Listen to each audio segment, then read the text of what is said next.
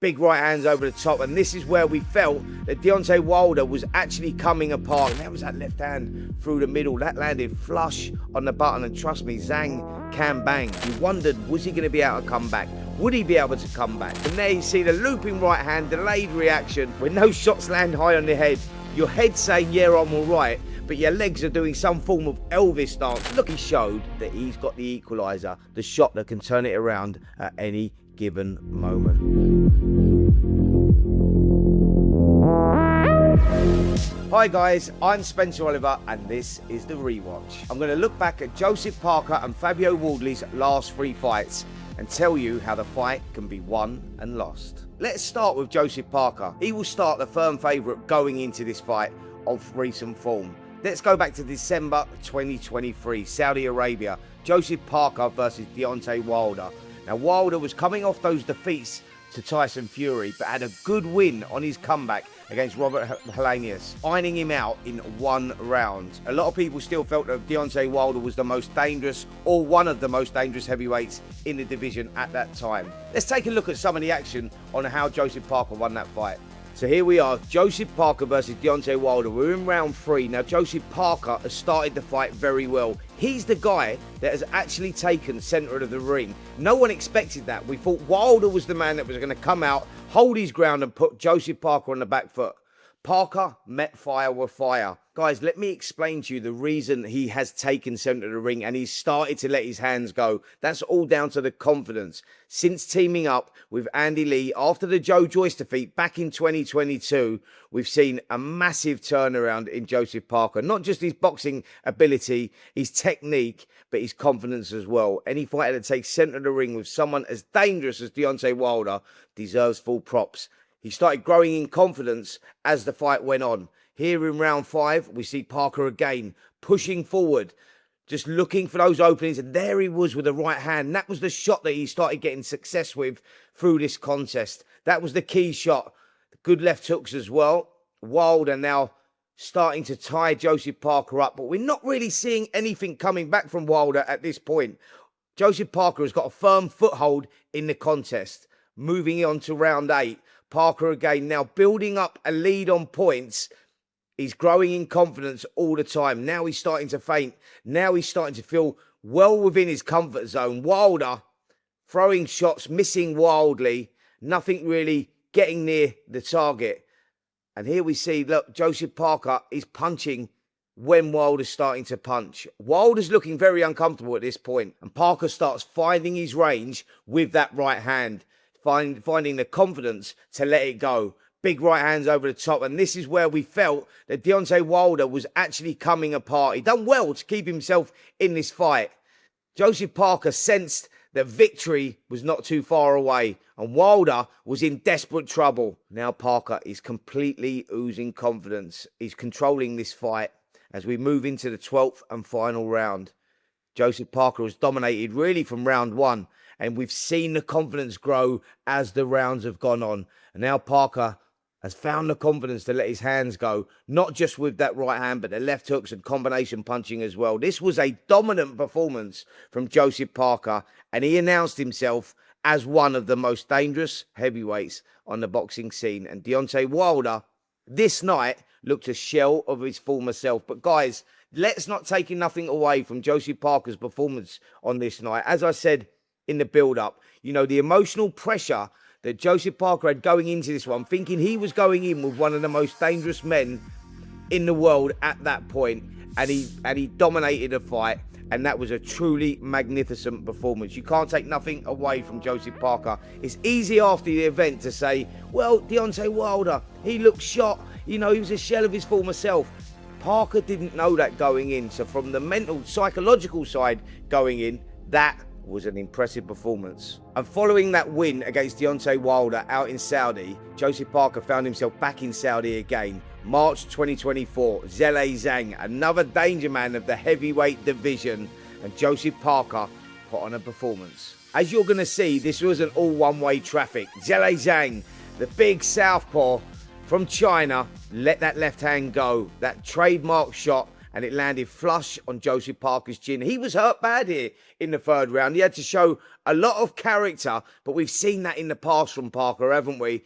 And again, just Parker pulling himself to get back together, regrouping, doing what he does best. And here we see Zhang just piling on the pressure, looking for that one shot, but Parker doing a good job defensively of staying out of trouble. And there was that left hand through the middle. That landed flush on the button. And trust me, Zhang can bang. Let's see how Joseph Parker recovered in that minute break. And it was quite sensational. He regrouped, got himself together and started letting the shots go. Look, we see Joseph Parker looking for the opening, setting the traps, landing that right hand over the top. That's what he's done so well with Andy Lee. He's now started to plant his feet and really dig in with his shots as well. And this was a great round from Parker after being on the seat of his pants in round 3. But round 8 didn't go Parker's way again, and he was caught with some big shots. Zhang with that lead, left uppercut, hurt Joseph Parker there. Parker trying to hold his ground, still making Zhang work.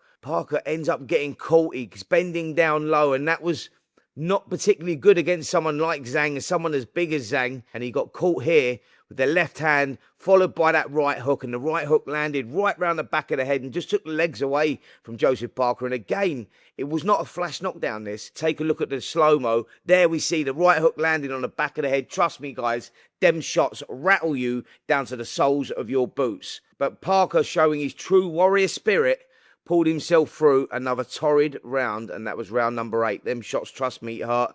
Parker again racking up the rounds, getting into round 12. Both guys standing centre of the ring, trading both blowdown. They both know this fight is close. Zhang actually felt he won it. Parker felt he'd done enough in the rounds where he wasn't knocked down to get it, and he got a close split decision.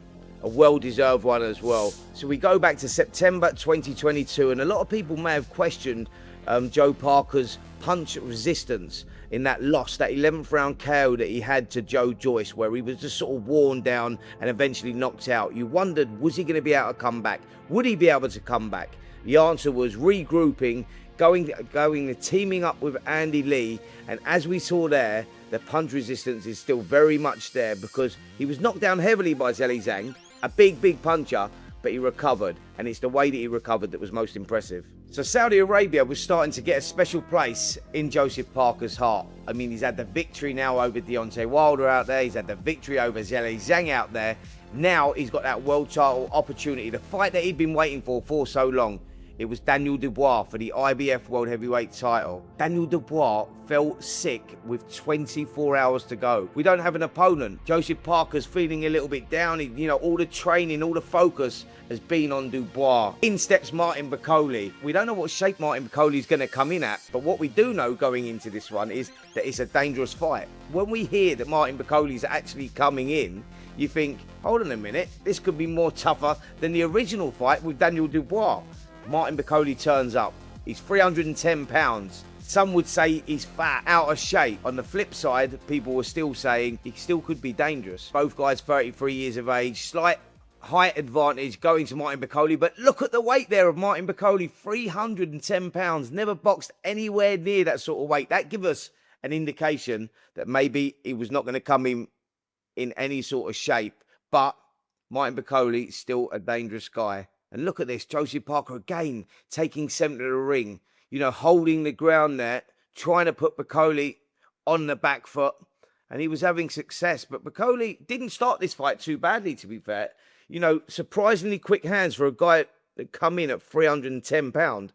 And Parker doing the right thing, just controlling the space, keeping the distance. Bakole just missing Wardley with that right hand. And you've got to respect Martin Bakole because he throws these little short shots on the inside, these little short uppercuts. They can be very dangerous. We saw him take out Gerard Anderson like that with those sort of shots. So Parker had to play it right.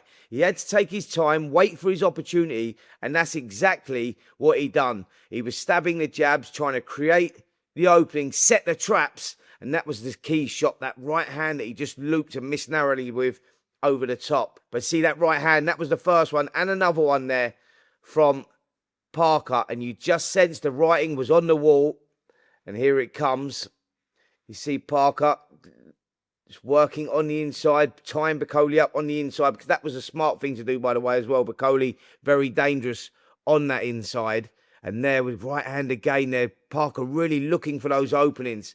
And he got that one there. That one shook Bakole, and Bakole let him know, stupidly enough. And Bakole trying to throw the shots, but Parker now knows he's hurt him. And there you see the looping right hand, delayed reaction, landed high on the head. Trust me, guys, when those shots land high on the head, your head's saying, yeah, I'm all right, but your legs are doing some form of Elvis dance. And that's exactly what happened there to Martin Bakole. And the referee there, Steve Gray, doing the right thing by stopping that one. And we see it in slow motion. The right hand landed high on the head. And look at the delayed reaction there from let's just have it right here, out of shape Martin Bakole. And you can see him hit the floor there. And referee doing the right job. And another victory for Joseph Parker. But guys, remember, Parker was fighting Dubois, was meant to be fighting Dubois. Found out, we was out there, we couldn't believe it. We actually found out at the open workouts, like literally 24 hours before the fight. We didn't think that actually Parker was going to get on. Parker probably never felt he was going to get on either.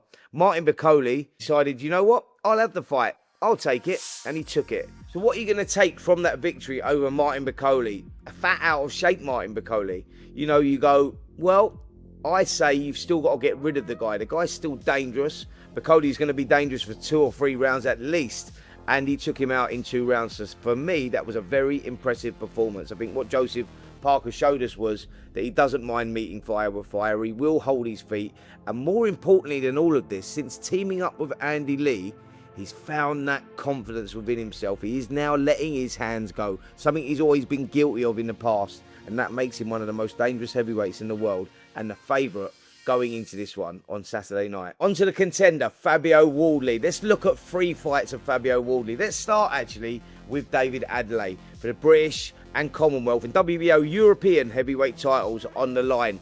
And this fight took place in Saudi Arabia. So we have 2 fighters here, 2 unbeaten fighters with not just the British, Commonwealth and WBO European title on the line, but a chance to move on to the world scene. There was a lot for both of these guys going into this one. They were both undefeated, and David Adeleye may have even started the favourite going into this one with the amateur pedigree, and we'd seen him knocking people out in the build-up to this one, as we had done Fabio Wardley, to be fair, as well. But Adeleye was particularly impressive going into this fight, and I think that he probably started the favourite. But Fabio Wardley had totally different ideas. It was impressive. There we go. That key shot was that right hand. That's his trademark shot, Wardley. That's the shot that gets him out of trouble every single time. So we're in round 4 now, and Fabio Wardley has clearly took a foothold of this contest. He's punched when Adeleye punched, and he's taken centre of the ring, and he's making Adeleye work here a pace that he didn't really feel comfortable at. And there the right hand again, and Wardley's starting to do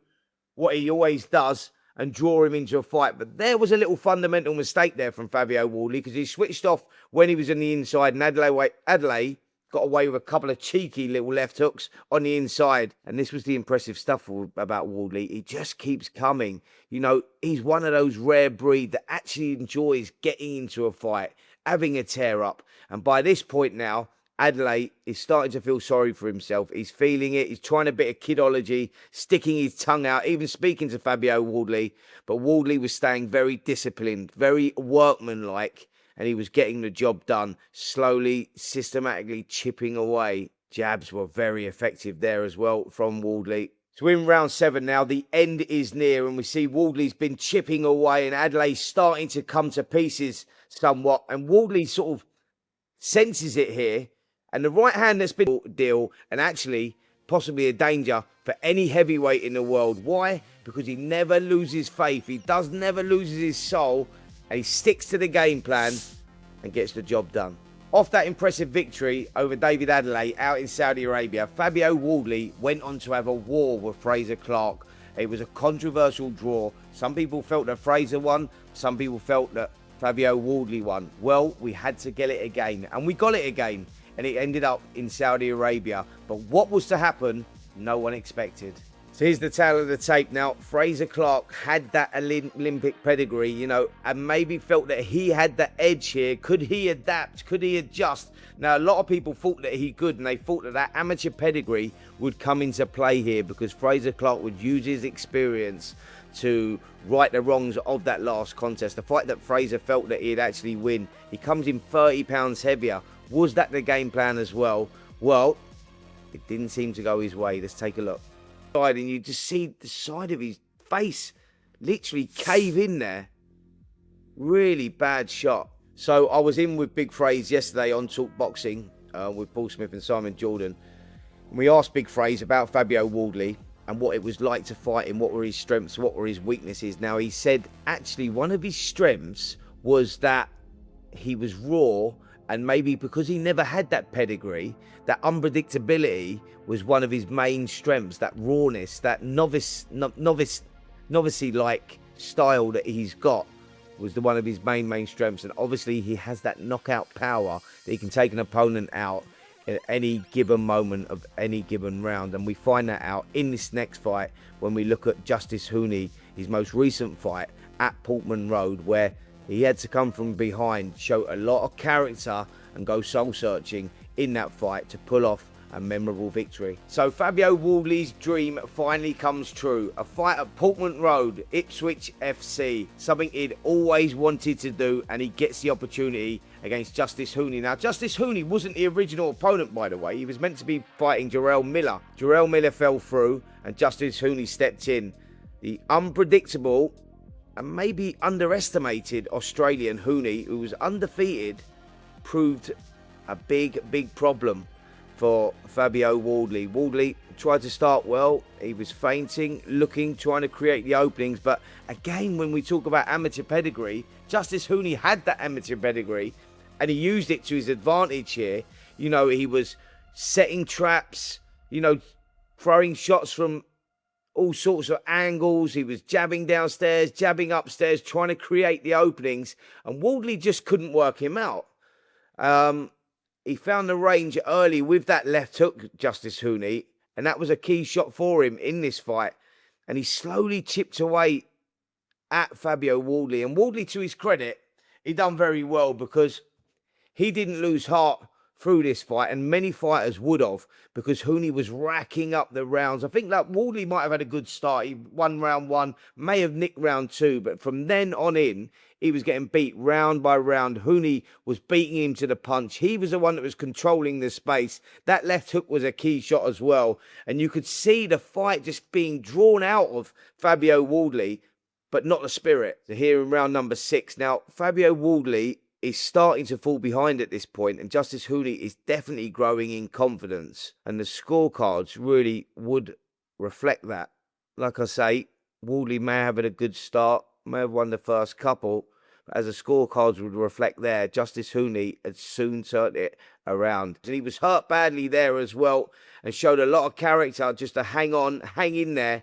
And that's what I like about Fabio Wardley, that he's dangerous at any given point. Yeah, because he can whack, but obviously because he doesn't lose soul either, and it's easy to do that as a fighter. But Fabio showed that he's a world-class operator, and when things are not quite going his way, he can turn it around. But he showed also that he can take a shot. I mean, we've seen that in the past with Fabio, but in this fight in particular, all right, Justice Hooney might not be the biggest puncher out there, but when you're a heavyweight, your hands are wrapped up and you're landing flush on the chin, then you have to respect it. So in round number 10, and this was going to be the round for Fabio Wardley, I was ringside for this, and I had sort of given up hope at that point. I thought the fight had slipped away from Fabio, and I think the people at ringside did as well. I remember looking across at Frank Warren, and he's thinking, no, that's it. Fabio's chance is going to slip away here. He's not going to get that opportunity, that big opportunity that was going to come for the winner of this one.